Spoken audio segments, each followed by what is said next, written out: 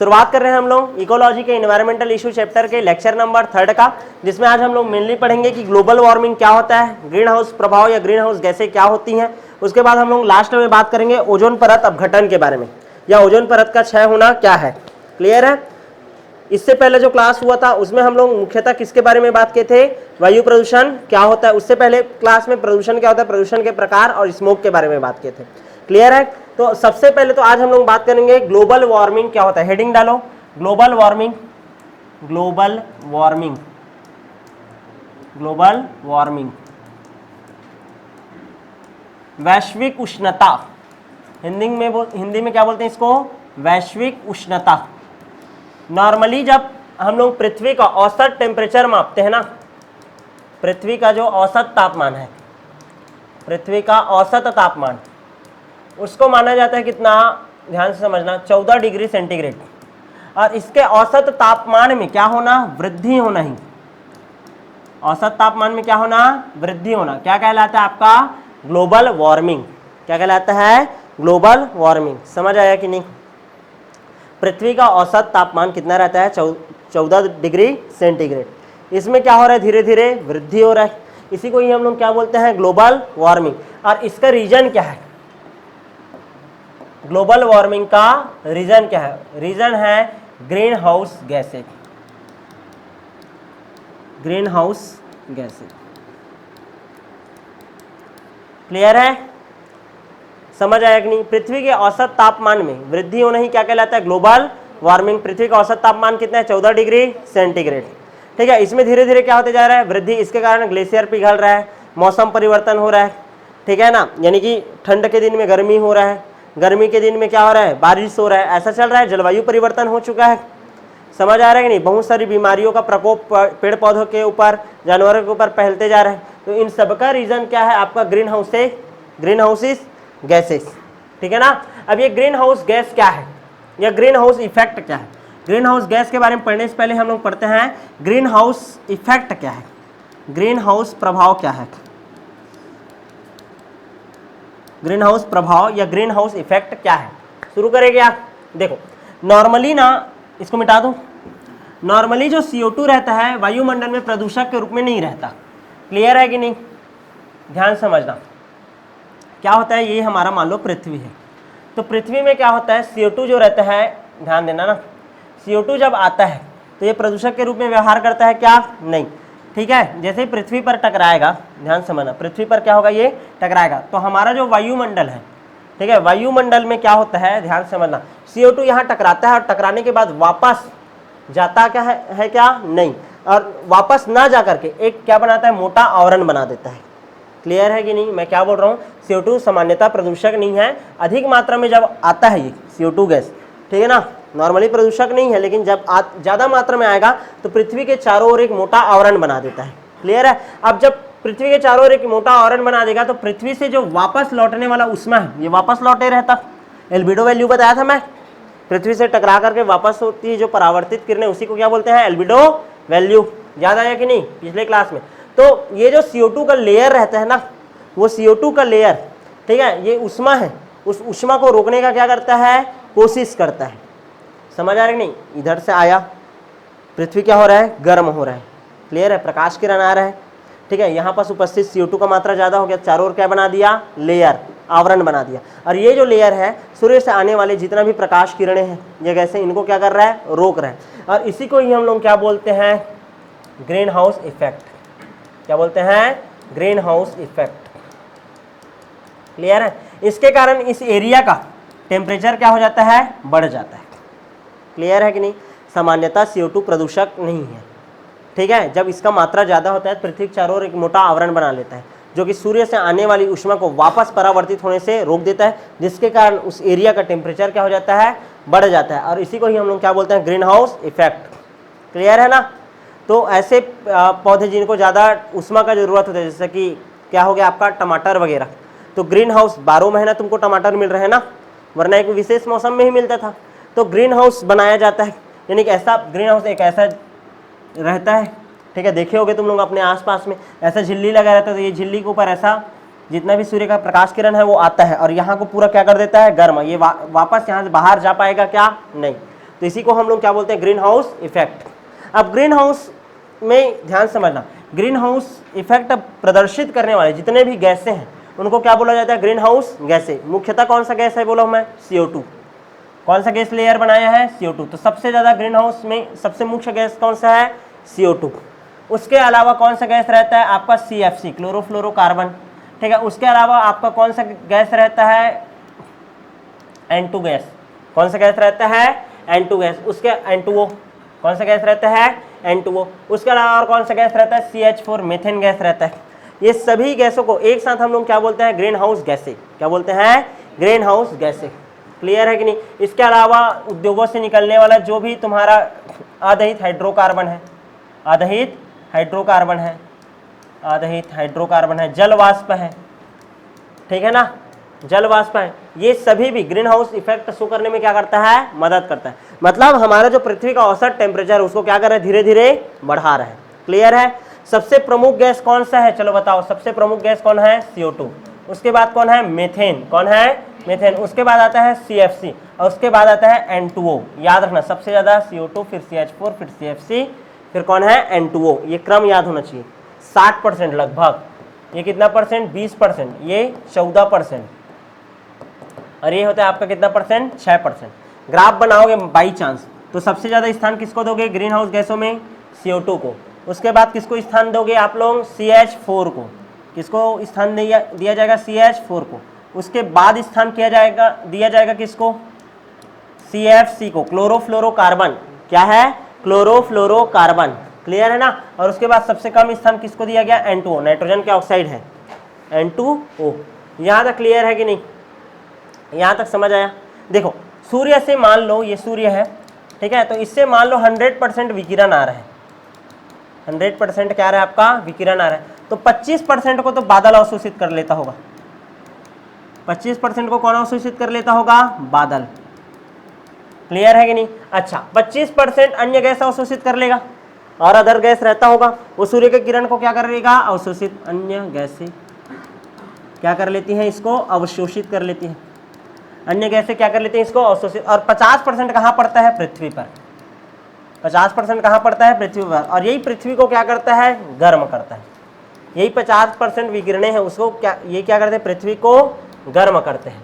Clear है कि नहीं, समझ आ रहे हैं। और वायुमंडल में ध्यान समझना, जो अवरक्त किरणें हैं, ठीक है, ध्यान से समझना, पृथ्वी को गर्म करते हैं। ये जो अवरक्त किरणें हैं जो सूर्य प्रकाश से आ रही है, इसको CFC है, N2O है, CO2 है, ठीक है ना। ये सभी जितने भी गैस हैं ये सभी क्या कर लेंगे, अवरक्त किरणों को अवशोषित कर लेंगे। क्या कर लेंगे, अवशोषित, जिससे पृथ्वी का जो टेम्परेचर रहेगा वो क्या हो जाएगा, बढ़ जाएगा। और इसी को ही हम लोग क्या बोलते हैं, ग्लोबल वार्मिंग। क्या बोल देते हैं, ग्लोबल वार्मिंग। समझ आया कि नहीं, इतना क्लियर है, समझ आया। देखो सूर्य का 100% जितना भी विकिरण आया, 25% बादल अवशोषित कर ले, 25% जितना भी और वायुमंडल में गैस है वो अवशोषित कर लेगा, 50% पृथ्वी पर पड़ेगा। अब ये किरणें अवरक्त किरणों के रूप में आता है, बैजानी पिनाला वगैरह, समझ आ रहा है कि नहीं। ये किरणें आएंगी, इन किरणों को CO2 है, CFC है, N2O है, ये सभी अवशोषित करेगा और पृथ्वी का चारों ओर एक ऐसा लेयर बना दिया, ठीक है ना, जिसको हम लोग क्या बोलते हैं, ग्रीन हाउस इफेक्ट। क्या बोलते हैं, ग्रीन हाउस इफेक्ट। और ये क्या है, ग्रीन हाउस प्रभाव, यानी गैसें हैं, ग्रीन हाउस इफेक्ट प्रदर्शित करने वाले ग्रीन हाउस गैसें हैं। इसके कारण पृथ्वी का टेम्परेचर क्या हो जाएगा, बढ़ जाएगा। इसी को क्या बोलते हैं हम लोग, ग्लोबल वार्मिंग। क्या बोलते हैं, ग्लोबल वार्मिंग। यहां तक क्लियर है कि नहीं, समझ आया, ठीक। ये ग्रीन हाउस गैसें हैं ना, ध्यान समझना, ग्रीन हाउस गैसों के कारण ही हमारे पृथ्वी का औसत टेम्परेचर अभी की डेट में 14 डिग्री सेंटीग्रेड है, नहीं तो ना -18 डिग्री सेंटीग्रेड रहता, क्योंकि एल्बिडो वैल्यू के कारण सूर्य के प्रकाश की किरणें क्या हो जाती है, परावर्तित। क्या हो जाती है, परावर्तित। समझ आ रही है कि नहीं। ग्रीन हाउस गैसों का अपना प्रभाव है ना, फायदेमंद है, लेकिन इसका मात्रा जब क्या हो जाएगा, बढ़ जाएगा, तो यही किसके रूप में कार्य करने लग जाएंगे, प्रदूषक के रूप में। कौन सा प्रदूषक है ये, मात्रात्मक। निश्चित मात्रा में इसका आवश्यकता होता है, लेकिन मात्रा यदि अधिक हो जाती है, यही किसकी तरह काम करने लग जाते हैं, प्रदूषक की तरह। क्लियर है, समझ आया कि नहीं। अच्छा, ग्रीन हाउस गैसों के कारण ही ना, ध्यान से समझना, विश्व का टेम्परेचर कितना डिग्री सेंटीग्रेड बढ़ गया? 0.6 डिग्री सेंटीग्रेड। अब सोचो 1 डिग्री सेंटीग्रेड बढ़ने पर बहुत ज़्यादा हालत ख़राब हो सकता है, मात्र एक, और मात्र 20वीं सदी में 0.6 डिग्री सेंटीग्रेड मतलब एक से थोड़ा सा कम बढ़ गया। और अभी तो टेम्परेचर बढ़ने का क्रम देख ही रहे हो, एकदम ज़्यादा गर्मी, आग फेंकता है, ऐसा स्थिति आ रहा है। समझ आ रहा है कि नहीं? तो ये सब किसके कारण हो रहा है? क्योंकि इन गैसों का जो मात्रा है निश्चित मात्रा से क्या हो गया है? ज़्यादा। क्लियर है कि नहीं? और इसी कारण बोलते हैं हम लोग ग्लोबल वार्मिंग बढ़ गया। यहाँ तक क्लियर है? अच्छा, इसके बाद हम लोग को एक टॉपिक पढ़ना है छोटा सा, CO2 फर्टिलाइजेशन इफेक्ट क्या होता है? CO2 fertilisation effect. देखो क्या होता है CO2 फर्टिलाइजेशन इफेक्ट? CO2 का मात्रा यदि बढ़ेगा तो प्रकाश संश्लेषण की दर भी क्या हो जाती है? बढ़ जाएगी। तो CO2 की मात्रा बढ़ने पर प्रकाश संश्लेषण की दर बढ़ने को ही हम लोग क्या बोलते हैं? CO2 fertilisation effect. क्या बोलते हैं? CO2 fertilisation effect. यहां तक क्लियर है कि नहीं? CO2 की मात्रा बढ़ने पर प्रकाश संश्लेषण की दर बढ़ जाती है। पौधों का CO2 के प्रति इस व्यवहार को क्या बोला जाता है? CO2 fertilisation effect. क्लियर है? CO2 का मात्रा बढ़ेगा, ज़्यादा से ज़्यादा उसको ग्रहण करेगा तो प्रकाश संश्लेषण का स्पीड भी क्या हो जाएगा? बढ़ेगा। क्लियर है कि नहीं? इसी को ही हम लोग क्या बोलते हैं? CO2 fertilisation effect. अब ये जो ग्रीन हाउस गैसें हैं इसका पृथ्वी के ऊपर क्या प्रभाव पड़ रहा है? ग्रीन हाउस गैस का प्रभाव, पहला प्रभाव बताओ, पृथ्वी का औसत तापमान में क्या हो रहा है? वृद्धि। औसत तापमान कितना है जी? 14 डिग्री सेंटीग्रेड ना, उसमें धीरे धीरे क्या होते जा रहा है? वृद्धि। क्लियर है? तो पहला प्रभाव पृथ्वी के औसत तापमान में क्या हो रहा है? वृद्धि। दूसरा क्या हो रहा है? इसके कारण जलवायु परिवर्तन हो रहा है। क्या हो रहा है? जलवायु परिवर्तन हो रहा है। क्लियर? इसके कारण ग्लेशियर पिघलने लग रहे हैं, ग्लेशियर पिघलना शुरू कर चुके हैं। और ग्लेशियर यदि पिघलेंगे तो किस में आएंगे? वो नदियों में। नदियों का जल स्तर बढ़ेगा, नदियों का जल स्तर बढ़ेगा मतलब बाढ़ आएगा, तो समुद्र का जल स्तर भी क्या होगा? बढ़ेगा। और समुद्र किनारे जितने भी आपके शहर है वो धीरे धीरे क्या होने लग गए? डूबने लग जाएंगे। क्लियर है ना? तो समुद्र तल में भी क्या हो रही है? वृद्धि। समुद्र तल में भी क्या हो रही है? वृद्धि। और ग्लोबल वार्मिंग के कारण सबसे ज्यादा इफेक्ट किसको पड़ रहा है? बायोडाइवर्सिटी, जैव विविधता में क्या हो रही है? क्षति। इसको आप लोग डील कर सकते हो ना? क्लियर है? मैं आपको 5 पॉइंट बता दिया ग्रीन हाउस गैस का क्या क्या प्रभाव है। तो सबसे पहले लिखना पृथ्वी के औसत तापमान में क्या हो रहा है? वृद्धि, या फिर ग्लोबल वार्मिंग का प्रभाव भी इसी चीज को लिख सकते हो। ठीक है? जलवायु परिवर्तन हो रहा है, सर्दी के दिनों में गर्मी, गर्मी के दिनों में बारिश, ऐसा वाला कहानी चल रहा है। क्लियर है? इसके कारण रोग का परिवर्तन चक्र बहुत ज़्यादा बढ़ गया है, कोई भी पौधों को जल्दी रोग लग जा रहा है। ठीक है? इसके कारण ग्लेशियर पिघल रहे हैं, समुद्र तल में क्या हो रहा है? वृद्धि और जैव विविधता क्या हो रहा है? नष्ट हो रहा है। मनुष्य के ऊपर क्या प्रभाव पड़ रहा है? भूखमरी का समस्या रहा है। देखो कहीं पास ग्लेशियर पिघलेगा, ग्लेशियर पिघलेगा तो वहाँ पास का आबादी के ऊपर इफेक्ट होगा, बाढ़ आएगा तो वहाँ पास का आबादी के ऊपर इफेक्ट पड़ेगा, बाढ़ आएगा तो फसल डूब जाएगी, फसल डूब जाएगी तो क्या होगा? भूखमरी का स्थिति आएगा। भूखमरी का स्थिति आएगा यदि समाज में तो चोरी जैसी घटनाएं बढ़ेंगी। समझ आ रहा है कि नहीं? तो सभी एक दूसरे से क्या है? रिलेटेड होते हैं। क्लियर है? तो मनुष्य के ऊपर भी प्रभाव इन सब का लिख सकते हैं। ठीक है? अब ग्रीन हाउस इफेक्ट को कम करने के लिए या फिर ग्लोबल वार्मिंग को कम करने के लिए क्या क्या उपाय किया गया? तो सबसे पहला उपाय किया गया है हमारे शासन द्वारा 1972 में। ठीक है? स्टॉकहोम सम्मेलन हुआ था। कौन सा सम्मेलन? स्टॉकहोम सम्मेलन। किसके ऊपर बात किया गया है इसमें? पर्यावरण संरक्षण के ऊपर। भूलना नहीं, सब सन याद रखना है। सन 1972 में स्टॉकहोम सम्मेलन किसके ऊपर बात किया गया है? पर्यावरण संरक्षण के बारे में। क्लियर है? उसके बाद सन 1992 में रियो डी जेनेरियो में,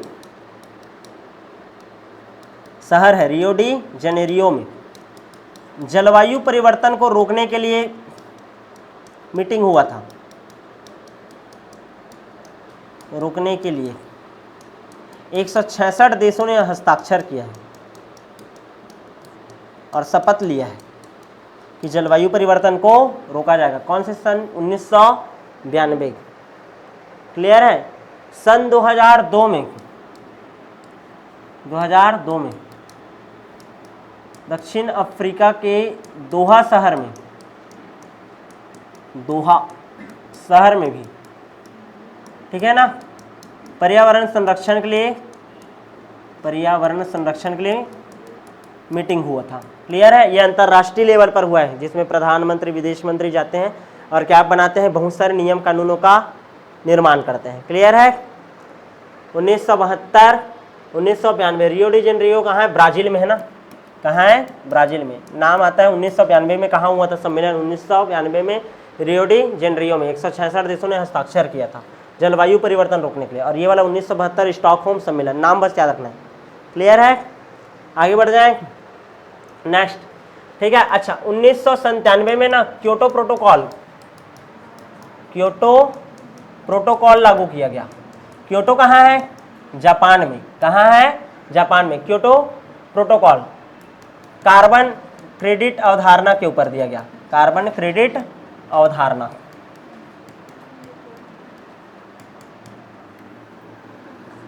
उन्नीस में कौन सा प्रोटोकॉल? क्योटो। कितना सन याद किया अभी? 4। 1972 स्टॉकहोम, 1992 रियो डी जेनेरियो, 2002 दक्षिण अफ्रीका के दोहा और 1997 क्योटो प्रोटोकॉल। सन याद रखना। क्लियर है? नेक्स्ट हमारा टॉपिक शुरू करें क्या? नेक्स्ट टॉपिक है हमारा ओजोन क्षरण। हो गया? कार्बन क्रेडिट अवधारणा के ऊपर बात किया गया है। क्लियर है कि किस प्रकार से कार्बन के उत्सर्जन को हम लोग को क्या करना है? कम करना है। क्लियर है? आगे बढ़ें। नेक्स्ट टॉपिक है आपका ओजोन क्षरण या ओजोन अपघटन। ओजोन क्षरण या ओजोन अपघटन।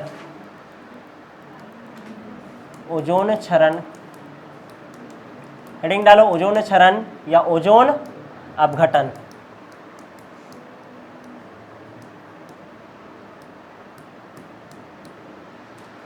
चलो शुरू करें। देखो, असल में ओजोन क्षरण या ओजोन अपघटन होता क्या है, ध्यान से समझना। नॉर्मली जब हमारा वायुमंडल है ना, जैसे ये हमारा पृथ्वी है, तो पृथ्वी के 16 किलोमीटर ऊंचाई तक, ठीक है ना, पृथ्वी का कितना ऊंचाई तक बोल रहा हूँ मैं? 16 किलोमीटर ऊंचाई। ऐसा मानो लगभग इसको क्या माना जाता है? क्षोभ मंडल। सॉरी 16 किलोमीटर बोल डाला क्या? ठीक है, 16 किलोमीटर नहीं जी, कितना बोल दिया जाए, 1 से लेकर के 5 किलोमीटर एरिया तक क्या बोल देते हैं हम लोग? क्षोभ मंडल। क्या बोलते हैं? क्षोभ मंडल। उसके बाद दूसरा लेयर आता है क्या? समताप मंडल। ठीक है ना, यानी जैसे इससे बढ़ते जाएंगे, ठीक है, कितना किलोमीटर? 16 किलोमीटर से कितना जाएंगे हम लोग? 25 किलोमीटर और ऊंचाई जाएंगे। क्लियर है ना? ऐसा मानो कि 1 से लेकर के 16, 1 से लेकर के कितना हो गया आपका? 16। उसके बाद ये हो गया 1 से लेकर के 16 किलोमीटर। उसके बाद 16 किलोमीटर से लेकर कितना किलोमीटर ऊंचाई तक? 25 किलोमीटर ऊंचाई तक। ठीक है ना, इसको क्या बोला जाता है? समताप मंडल। क्या बोलते हैं? समताप मंडल। जब क्षोभ मंडल में ओजोन गैस पाया जाता है O3, तो ये प्रदूषणकारी की तरह व्यवहार करता है, प्रदूषक की तरह व्यवहार करता है। लेकिन यही जब ओजोन कहाँ पाया जाता है? समताप मंडल में। कहाँ पाया जाता है? समताप मंडल में। तो ये सुरक्षात्मक आवरण बनाता है। क्या बना देता है? सुरक्षात्मक आवरण। और ये ओजोन गैस जो रहता है ना, कौन से मंडल में? समताप मंडल में 90% पाया जाता है। कितना परसेंट? 90%। मतलब यही जब नीचे में है तो प्रदूषणकारी की तरह व्यवहार कर रहा है, और यही जब हमारे कौन से मंडल में चला गया? समताप मंडल में, तो किसकी तरह व्यवहार करता है? सुरक्षात्मक आवरण की तरह। मतलब ये जो सूर्य से आने वाला जो अल्ट्रावायलेट रेस रहता है, अल्ट्रावायलेट बी, जिसके कारण क्या होता है? त्वचा का कैंसर होता है। ठीक है ना, त्वचा का कैंसर होता है, पत्तियां मरने लगती हैं, जिसके कारण उस किरणों को क्या करता है? ये रोकने का काम करता है। कौन सा? ओजोन परत। लेकिन हम लोग जब प्रदूषण करते जा रहे हैं तो उसके कारण ये ओजोन परत धीरे धीरे क्या होने लग रहा है? क्षय होने लग रहा है, और उसी को बोलते हैं ओजोन परत में छेद होना या ओजोन का अपघटन होना। क्या होना? अपघटन होना। क्लियर है कि नहीं? समझ आया कि नहीं? ध्यान से समझना। पृथ्वी के वायुमंडल को कई परत में बांटे। सबसे पहला आता है आपका क्या? क्षोभ मंडल। उसके बाद आता है समताप मंडल, फिर मध्य मंडल, फिर आयन मंडल, फिर बहिर्मंडल। ऐसे करके लेयर चला है, पढ़े होगे भूगोल में। तो सबसे पहले तो क्षोभ मंडल रहता है, क्षोभ मंडल से भी ऊपर जाओगे तो कौन सा आता है? समताप मंडल। और समताप मंडल में क्या पाया जाता है? ओजोन परत। क्या पाया जाता है? ओजोन परत। वही ओजोन जब क्षोभ मंडल में रहता है, नीचे की ओर रहता है, प्रदूषण की तरह काम करता है, प्रदूषणकर्ता की तरह। ठीक है, और जब वो कहाँ चला जाता है? समताप मंडल में, तो किसका आवरण का निर्माण करता है? सुरक्षात्मक आवरण का। क्लियर है? जो कि सूर्य से आने वाले कौन सी किरणों को? Ultraviolet B, ultraviolet B rays को क्या कर लेता है? अवशोषित कर लेता है। क्या कर लेता है? अवशोषित। और हमको त्वचा के कैंसर से क्या करता है, बचाता है। अब क्या हो रहा है, वायुमंडल में बहुत ज्यादा प्रदूषण हो रहा है, क्लोरोफ्लोरोकार्बन आ रहा है, नाइट्रोजन के ऑक्साइड आ रहा है, जिसके कारण ये जो ओजोन है ना वो टूट रहा है। क्लियर है। और धीरे धीरे ओजोन परत क्या होते जा रहा है, नष्ट होते जा रहा है। इसी को बोलते हैं ओजोन परत में छेद होना, या ओजोन का अपघटन होना, या ओजोन का क्षरण होना। यहां तक क्लियर है कि नहीं, समझ आ रहा है। अब ध्यान से देखो, रीजन को बता डाला, किसके कारण होता है बोल रहा हूं मैं, क्लोरोफ्लोरोकार्बन के कारण। किसके कारण हो रहा है ये सब, क्लोरोफ्लोरोकार्बन के कारण। कैसे होता है क्लोरोफ्लोरोकार्बन के कारण, समझने की कोशिश करें क्या, ध्यान दो। क्लोरोफ्लोरोकार्बन का फॉर्मूला होता है CF2Cl2। जब इसके ऊपर अल्ट्रावायलेट रेस पड़ती है, ध्यान समझना, तुम्हारे घर में लगा है क्या, एसी, इसी से कौन सा गैस निकल रहा है, CFC, क्लोरोफ्लोरोकार्बन। क्लियर है। और जैसे ही सूर्य का प्रकाश इसके ऊपर पड़ता है तो ये टूट किस में जाएगा, ध्यान से समझना, CF2Cl, और एक क्लोरीन CF2Cl2 था ना, एक क्लोरीन क्या हो गया, मुक्त मूलक के रूप में मुक्त हो गया। क्लियर है। अब ये Cl जो रहता है ये क्या करेगा, ओजोन जो रहता है ना उस ओजोन को तोड़ेगा। क्लोरीन है, ठीक है, क्लोरीन और ओजोन आपस में क्रिया करके क्या बना लिया, ClO। और ये ओजोन था वो किस में टूट गया, O2 में। 3 था, कितना हो गया, 2, और एक ऑक्सीजन क्लोरीन के साथ जुड़ गया तो ओजोन क्या हो गया, नष्ट ही तो हुआ। और ये धीरे धीरे जो समताप मंडल में उपस्थित जितना भी ओजोन है उसको क्या करते जा रहा है, नष्ट करते जा रहा है। और उसके कारण अल्ट्रावायलेट जो बी किरणें हैं वो कहाँ जा रही है, पृथ्वी में। समझ आया। और उसके कारण मनुष्य को बहुत ज्यादा क्या हो रहा है, स्किन कैंसर। क्या हो रहा है, स्किन कैंसर। यहाँ तक क्लियर है कि नहीं। और ये जो ClO है फिर से मान लो क्रिया करेगा किसके साथ, ओजोन के साथ। जैसे ये बना ना फिर ये इसको खींच लेगा और ये Cl अलग मुक्त हो जाएगा और O2 अलग मुक्त 2O2 के रूप में। समझ आ रहा है कि नहीं। ये देखो ना ClO है, एक ऑक्सीजन को खींचेगा तो O2 बने, और एक क्लोरीन मुक्त, और एक और O2 है तो कितना हो गया, 2O2। समझ आ रहा है कि नहीं। तो इस तरीके से CFC गैस जो रहता है जो कि कहाँ से निकलता है, AC से, वो क्या कर रहा है, ओजोन परत को नष्ट कर रहा है। क्या कर रहा है, नष्ट कर रहा है। समझ आया कि नहीं, ये ओजोन परत क्यों नष्ट हो रहा है। ठीक है। अच्छा, इसके अलावा जैसे कि जेट विमान रहता है, ठीक है, जेट विमान से निकलता है क्या आपका NO, नाइट्रिक ऑक्साइड। क्या निकलता है, नाइट्रिक ऑक्साइड। ये किसके साथ क्रिया कर लेता है, ओजोन के साथ, और क्या बना देता है, NO2, और फिर से क्या मुक्त हो गया, O2। क्या मुक्त हो गया, O2। तो ओजोन परत को कौन क्षय कर रहा है, फिर से जेट विमान। समझ आ रहा है कि नहीं। तो इस तरीका से आपका ओजोन परत का क्या हो रहा है, क्षय हो रहा है। क्लियर है कि नहीं। अब इसको दूर करने के लिए, ठीक है ना, हमारी सरकार के द्वारा क्या क्या प्रयास किया गया। ओजोन परत में जो छेद हो रहा है, ठीक है, छेद हो रहा है मतलब उसका जो लेयर है वो क्या होते जा रहा है, पतला होते जा रहा है। क्या होते जा रहा है, पतला। तो उसको बंद करने के लिए या ओजोन परत में अपघटन को रोकने के लिए हमारी सरकार द्वारा क्या क्या प्रयास किया गया। तो सबसे पहला प्रयास किया गया 1987 में। 1987 में कौन सा प्रोटोकॉल लागू हुआ था, Montreal protocol. Montreal protocol, most time Montreal protocol 1987 में। ठीक है। ये क्या बोला था कि 2010 तक CFC के उपयोग को प्रतिबंधित किया था। क्या किया था, CFC के उपयोग को 2010 तक क्या कर दिया था, प्रतिबंधित। क्लियर है। 1987 में इसको लागू क्या किया गया है, दिया गया है, लेकिन लागू कब से हुआ है, 1989 से। मॉन्ट्रियल प्रोटोकॉल 1987 में बना, लेकिन लागू कब हुआ, 1989 में। और 2010 इसका लक्ष्य क्या था, 2010 तक CFC के उपयोग को क्या करना है, प्रतिबंधित। क्या करना है, प्रतिबंधित। यहां तक समझ आया कि नहीं। ठीक है। अच्छा, ओजोन परत के संदर्भ में, ठीक है, उसके महत्व को बताने के लिए हर साल 16 सितंबर को, कौन से डेट को, 16 सितंबर को क्या मनाया जाता है, विश्व ओजोन दिवस। क्या मनाया जाता है, विश्व ओजोन दिवस। क्लियर है। 16 सितंबर को क्या मनाया जाता है, विश्व ओजोन दिवस। 1994 से लगातार मनाया जा रहा है ना। कौन से सन से, 1994 से। यहाँ तक क्लियर है। अच्छा, ओजोन परत में छेद होता है ऐसा बोल रहे हैं, तो ये छेद सर्वप्रथम कहाँ दिखाई दिया था। ठीक है। तो अंटार्कटिका में, अंटार्कटिका में। ठीक है। कब दिखाई देता है, अगस्त के